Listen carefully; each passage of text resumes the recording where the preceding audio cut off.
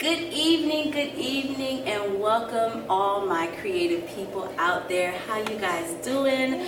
Welcome tonight for another episode of #Creative Mindset, where we discuss all things creative from a biblical perspective, and our hopes is to inspire you to do something great, motivate you, and just educate you on how to be a successful creative. And we do this through interviews with creative people and also Bible-based discussions, and that be me on those nights that you see me solo. So tonight, someone who is joining us, oh my gosh, I went to school with her. I pledged Delta Sigma Theta sorority with her, and she has just been such a delight in my life. Like, we often get confused with each other. People confuse us for each other, and we don't look nothing alike. But this beautiful, wonderful, just awesome woman, Daphne Valcin, is joining us tonight. Hey, boo. Hey, everybody. We have a live studio audience. So Daphne, again, thank you for coming, and you are looking so beautiful, in your prego self, and thank you, because I know this is your last trimester, right? Yep, it is. And you look good. You look Thank good. you. You're welcome. So Daphne, please introduce the world to who you are, what you do, how you do it, and just your beautiful spirit. Sure. So, hello, everyone. It is a blessing to be speaking with you all tonight and to be speaking with my wonderful colleague and friend and sister. So I am a leadership and business coach with Daphne Valcin Coaching. So for leadership coaching clients, I help them through whatever are high priorities in their lives so that they can create long-term, results-driven strategies to be successful in whatever it is that they're pursuing. When it comes to my business coaching clients, I help them to either go from vision to business, or from having a business to having a more profitable business. And I do that through helping them with sales and marketing strategies and other profit-producing strategies. I'm often also helping with productivity and mindset when it comes to my clients. So that's what I do, and those are the loves of my life, next to my husband and my 2-year-old daughter and my daughter-to-be. So I know she said a mouthful, but you know that this show is Creative Mindset. So share with everyone out there, like, what is your creative process? Because I know there has to be a creative process to you coaching people and just, you going to speak before people, because there are people out there who are motivational speakers, who are, whatever you can say can transfer to anyone. So what is your creative process when it comes to coaching or preparing to speak before people? So I think that's a wonderful question, and I was thinking about that even on the way over here. So I think of my work as my art. I think of it as my mission and my purpose. I think of it as what God has called me to do during this time in my life, during this season on this journey. So when it comes to art, I used to be known for dance. I did dance and choreography as I was growing up. I used to write a whole lot. People don't know this about me, but when I was in elementary school, I used to write a lot of stories at home. I created wings. I remember building a chair. Like, I did all of these different things.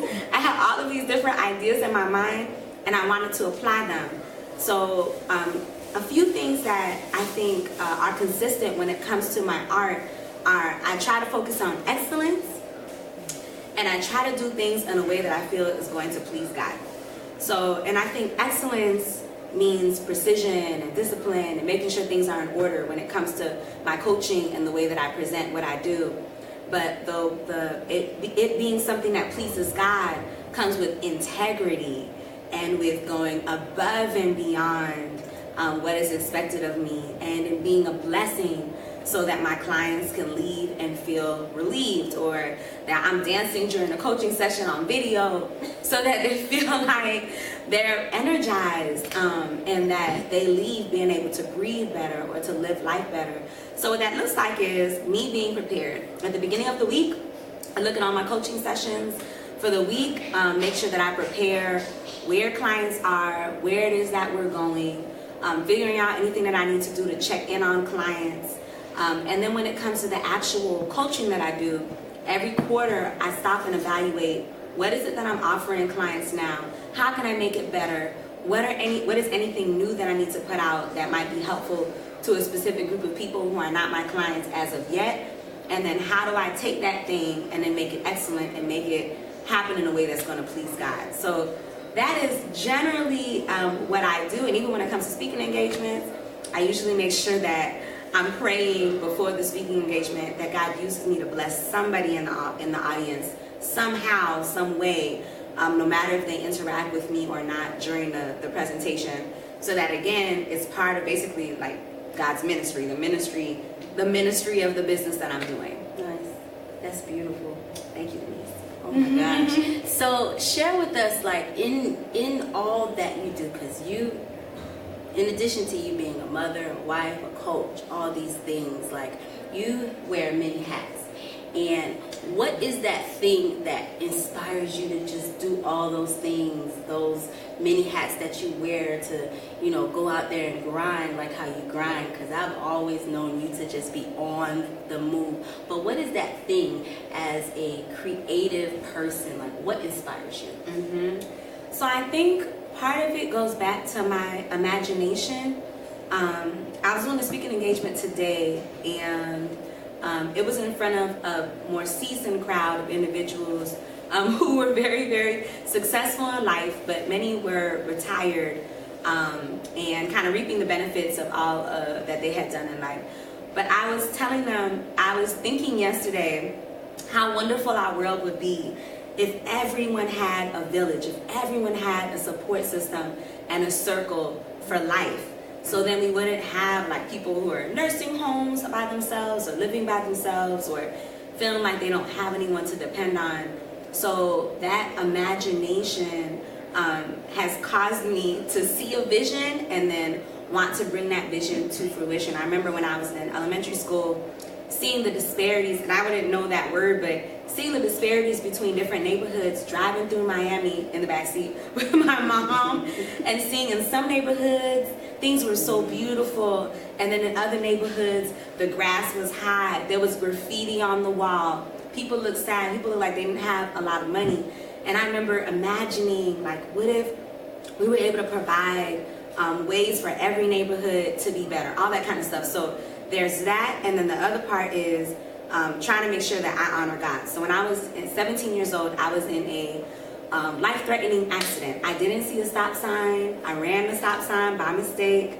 We were listening to Jesus is the reason for the season in the car. Jesus jammed in the car. Jesus is the reason it's the season. And I ran the stop sign, and this car driving 30 miles per hour was driving and hit the driver's side where I was driving of the car. And so for some reason, that car was smashed, it was totaled. And my car, Pontiac Grand Am 1990, it had a little dent in it, you know, maybe a medium-sized dent, but I had no scratch, not one scratch on my body. Wow. There were other girls in the car was full, nobody was hurt. And I remember feeling very, basically depressed, very down, because I had such a big conscience. I was like, I put these girls' lives in danger. There were girls who were in the band with me. I was a motherly figure to many of them. I put their lives in danger. I don't know what happened. The person who was in the other car, one of them ended up being hurt. They sued me for $110,000 as a 17-year-old. But even with that, I was just like, I put these girls' lives in danger. I almost died. I had pink eye for months. Like my body was just feeling like horrible as a result of me feeling like I caused this situation. Yeah. But what ended up happening was I had a revelation, and I realized that God allowed me to survive for a reason. Yeah. And in thinking about that, it made me think that every moment of time that I had on this earth, every hour, every minute, I need to be doing something to fulfill the purpose that He has for me daily. So that's why wherever I'm at, if there's someone in the cafeteria and they're working, when I was in college, and they seem like they could use an encouraging word, I'm gonna give them an encouraging word. If there's someone who's next to me and they drop their books, I'm gonna pick up their books for them. When I was in college, I would be driving, and there would be some young people who didn't know me walking in the dark, and I was like, excuse me, I know you don't know me, but it's dark, and I just wanted to know if you need a ride, because I'm willing to take you wherever you need to go. If it was especially a young lady walking by herself, very dark, I feel like God said, okay, God said, I put you here, so there's some things that I need you to do. And it may not be like, it's not your purpose that God is placing you. It's not just about a job, a career, your passion. It's every day. So I learned that lesson at 17, a little bit after that accident, thinking about that. What I've learned as an older person now, more seasoned, seasoned individual now, is that I have a husband now and I have a child, and so my energy has shifted to making sure that I'm a blessing to others, yes, but making sure that I'm also fulfilling the purpose that God has placed in my life to be a good wife and a good mom. So that means that I'm doing less in terms of like organizations or activities or anything that doesn't allow me to give proper time to my family. But those are two major influences on my grind: my imagination and my vision for the world, and then making sure that I'm pleasing God or trying to please God within my power in the things that I do on a daily basis, whether it's formal or informal. That's beautiful. So it sounds like your inspiration is a myriad of things. It's the village, it's the people you're ministering to, it's the people you're serving through your gifts as a motivational speaker and a coach. So that's awesome. So in this market, because this market that you're in is, let's be honest, there's a lot of people out there who are coaches, who are motivational speakers. And I want you to speak to those people out there because, as artists, as singers, actors, people who are called to the entertainment industry, it's flooded with people who want to put out a mixtape or, they're a singer, whatever. I want to know from your perspective, from your experience in what you're doing now, how do you continue to reinvent yourself in a market, in an industry that is saturated with, people doing the same thing? How do you continue to just reinvent yourself and be fresh and, you're still, you have longevity, like even though you're young, but you've been doing this for a while. So how do you reinvent yourself? So I think there's two things that stand out. One is making sure that I'm always operating in excellence and figuring out what that looks like in this season, right?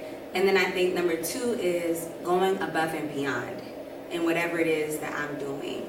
So the first, when I think about excellence, I'm like I was telling Denise, I was telling you all, Denise knows, I'm a dancer, and I had the opportunity to dance for our sorority's centennial celebration in 2013, and it was, I believe, in front of 30,000 people at the ecumenical service, so the non-denominational Christian service.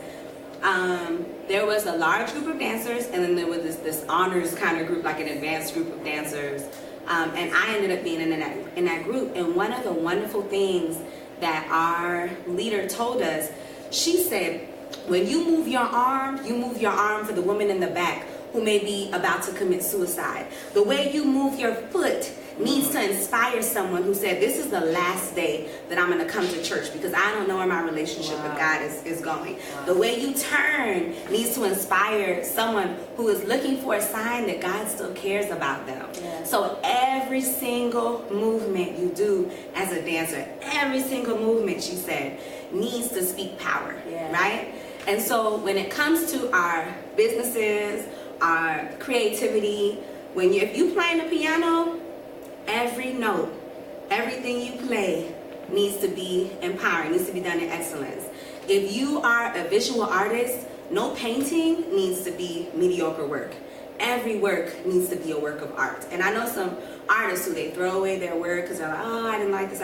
No, every piece of work needs to be in excellence. Whatever it is you're doing. If you're an actor, every time you go to an audition, the first few words out of your mouth need to move the people who are watching you. So I think that is going to be important to separate you from everyone else. so that you're not everyone else, because everything you do is in excellence. So the second thing with going above and beyond, I had to identify for myself. In business, they call it, what is your unique selling proposition, right? What is unique about you that allows people to really buy into you? And that, if we're thinking about some artists that we really love, whether they're visual or they're vocal or whatever it is, there's something about their style that people say, you may like this artist, but this artist right here, the way they hit that note, the way they play their music, the way she dances on stage. So there has to be something that's above and beyond in what it is that you do. So for me, when I'm looking at my business on a quarterly basis or on an annual basis, I do that too, or every 3 years doing that strategic plan, I think to myself, what am I doing right now? What is next that's going to be a different above and beyond from what I've offered before?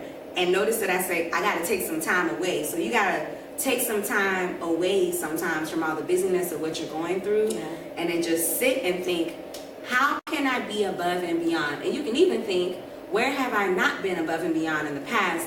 And being where I haven't been above and beyond, where do I need to go so that I am above and beyond? And whenever someone sees what I do, they feel it. Whenever they see my Facebook Live, whenever they see my audition videotape, whenever they look at my YouTube, whenever they see my branding, they know I'm above and beyond. So that's how I would say you can reinvent yourself.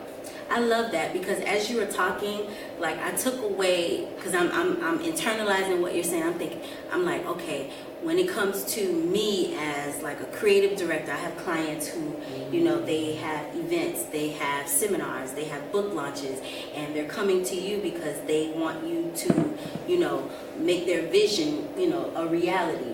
So for me, as you were talking, what stuck out to me was when I am, you know, behind someone's vision, when I'm doing the creative direction, I'm making sure that I set them apart from everybody else that will touch the lives that they're encountering. So if I'm doing a promotional video, it needs to speak to that person out there who may be struggling with some issues or whatever it is, that in a way that it will, it's done in a spirit of excellence, because I know who I'm, you know, doing the work for. Right? So if my client is a motivational speaker and they need a promo video, I need to be thinking more like, okay, I need to do this right, because they're speaking to the lost. So when they see this video, that person who is lost needs to come to this motivational speaker and get their lives changed. So I really love that you're forward thinking in your creative process, which is awesome.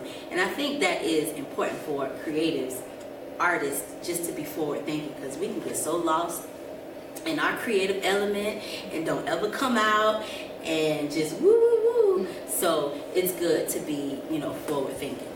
Can I interrupt you? Yeah, go ahead. So I just want to say, I saw one of Denise's productions. I caught the beginning of one of her Facebook Live videos, and when I caught the beginning, I saw a commercial, and I have never.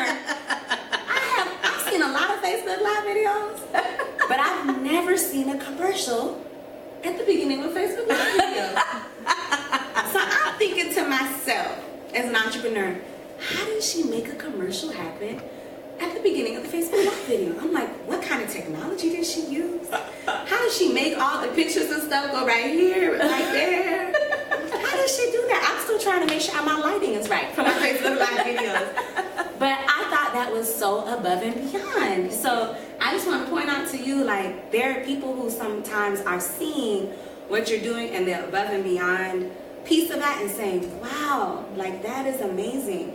And sometimes you may not know that people are watching, but I was just like, she got a commercial. Wait. She got a commercial on Facebook Live video. So silly. That's on point. Thank you. Some people had banners. She had a commercial. So anyway, so I just wanted to say that. So yes, back to you, Denise. You're so silly. Okay, so now you have baby number 2 on the way.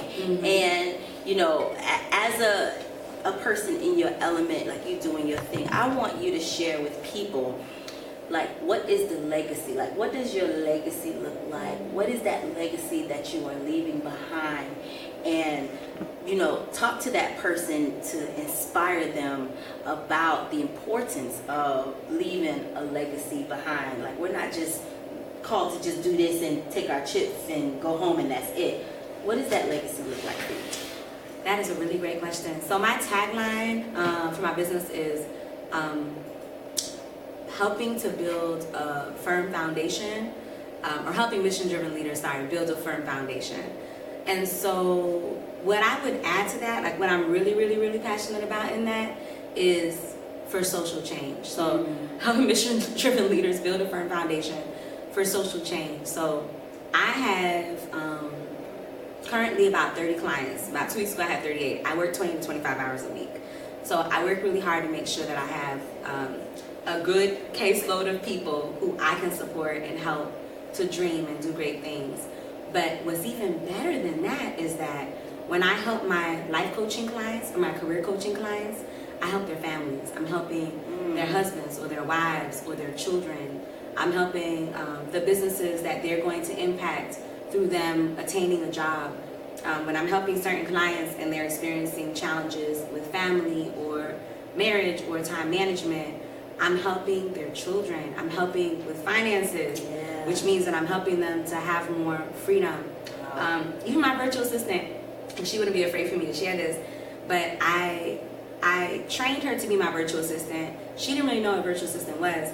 She now has a number of clients, businesses that are her clients. Wow. Because I trained her to be able to serve people beyond me. Wow. So real estate firm, law firm, all these different businesses, brick and mortar buildings that she serves, because I wanted to be a blessing to her beyond just helping her to, her helping me really. Yeah. And when it comes to my clients, I know I'm impacting a large amount of people. Through my business clients, a lot of people who are attracted to my business have a business that impacts the world somehow. Yeah. Doula or psychologist or even an interior designer, like these different kinds of people, consultants, speakers, coaches. And so I know if I help them, I'm helping 500 people, 1,000 people, 30 people, homes all over a city, whatever it is. So I love that, but I also tell you, before I went to college, 2 things I wanted to do by the time I left. One, have a great reputation. So I thought that was going to be so important. If I have a great reputation, I'm going to get good grades because I have a good reputation with my teachers. A great personal reputation was going to be important for me as well. But the second thing was to leave a legacy. I wanted to go to the University of Florida and leave a legacy. While I was there, I was involved in 30 or 40 organizations. I spoke at my college graduation. I remember doing a project to build presence of college students in a community that was in need, and we had a vision of someday having a playground there. Went there a few years ago, there was a playground in the community that was built. So like, I wanted to go there and leave and things be better than when I left it. And I think, speaking to you all, I did a Facebook Live about this a few months ago, I did a Facebook post about it. But we should be in relationships and friendships and jobs where we leave those relationships, friendships, our family members better than when we first came to them. Mm-hmm. We shouldn't be leaving hurt and pain and confusion when it comes to like clients or people we serve or businesses where we work or the business we work for, the homes we work for. As a contractor, whatever it is that you do, you should be leaving things better than when you came there, right? So that's my legacy that I want to leave. It's changing the world through social change. I'm doing that through my business. Denise and others who know me know I do it in other ways. Yeah. Like I meet random people, especially if they're young people, and we connect, and then I mentor them for life, basically, or whatever. I just do different things in different places to do that social change work. But I know if I can impact one person, the impact can be exponential. And just like with that dance ministry, you impacting one person, the person who said, I don't know if you hear me, God. When they say, oh, God can't hear me. God is speaking to me right now. Families change, generational curses broken, like just all kinds of things. Their job situation changes. So I believe in leaving a legacy that way through social change. That's awesome. And you live that. Like that's your lifestyle. Yes. Okay. So something else is, so I do that through my children too.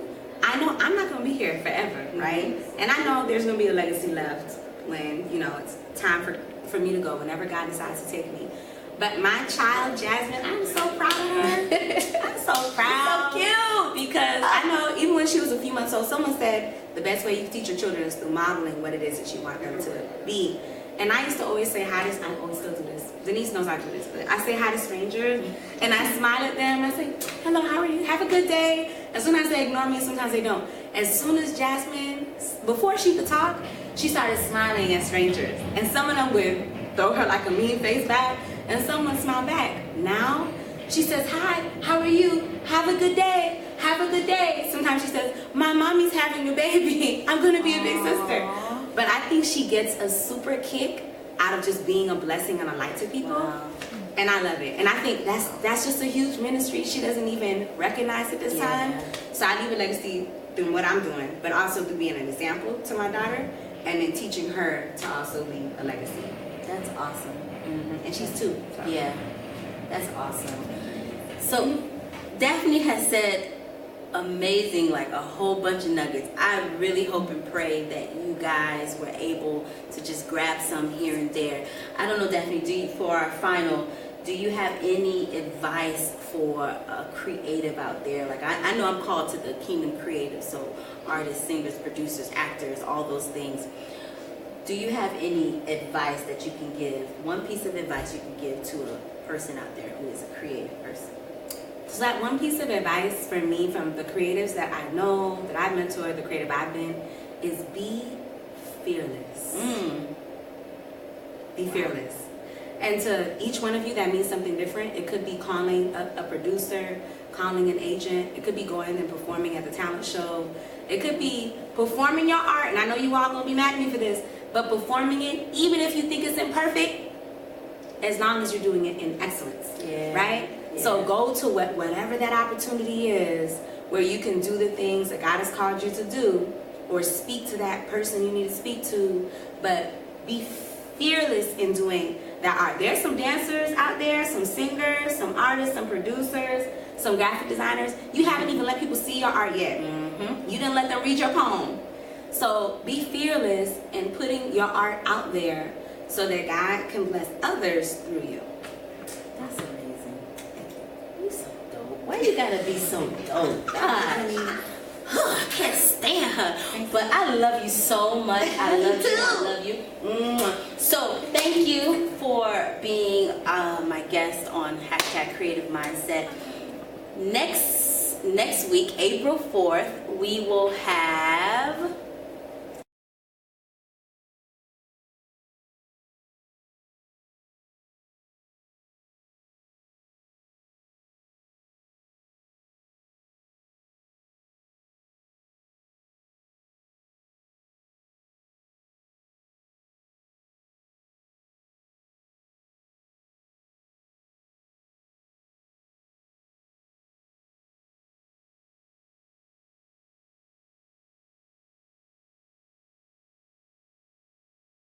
good night.